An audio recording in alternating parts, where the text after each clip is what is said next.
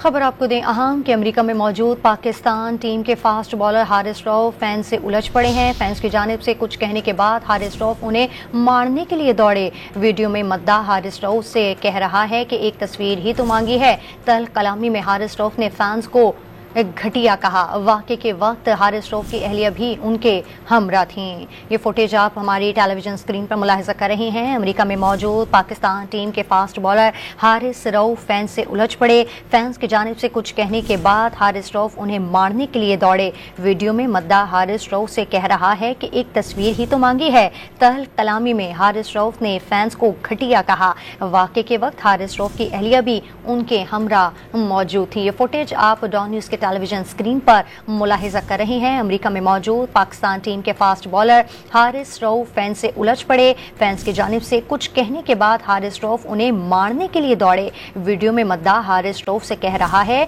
कि एक तस्वीर ही तो मांगी है। तल्ख कलामी में हारिस रऊफ ने फैंस को घटिया कहा। वाक़े के वक्त हारिस रऊफ की अहलिया भी उनके हमरा मौजूद थीं।